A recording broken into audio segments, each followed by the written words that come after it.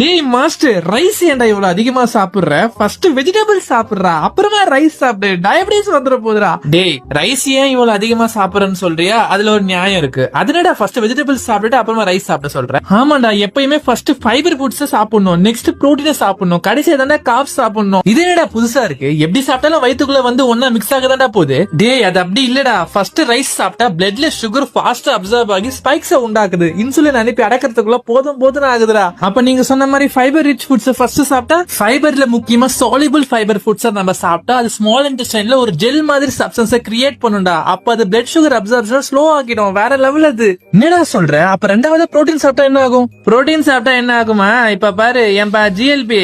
S bro, உனக்கு work வந்துச்சு, சீக்கிரம் கிளம்பு. Okay bro. டேய் பிரெயினே, போதும்டா, மாஸ்டருக்கு கொஞ்சம் பசி அடக்கு. ஹே, அதுக்குள்ள எதுக்குடா அடக்கணும்?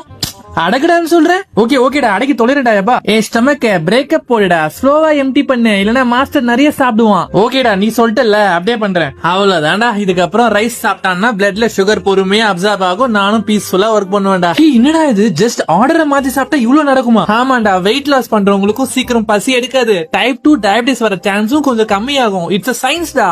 பிசிக்கல் ஆக்டிவிட்டி டயட்லாம் சரியில்லாததால நம்ம தமிழ்நாடு டயபிட்டிக் லிஸ்ட்ல 4th பிளேஸ்ல இருக்குடா. இந்த மாதிரி சின்ன சின்ன பயோஆக்ஸை ஃபாலோ பண்ணி வராம பண்ணிக்கலாம். சூப்பர்ரா. அப்ப simple rule, fibre first, protein second, carbs last. So மாஸ்டரும் ஹெல்தி, நம்மளும் ஹாப்பி.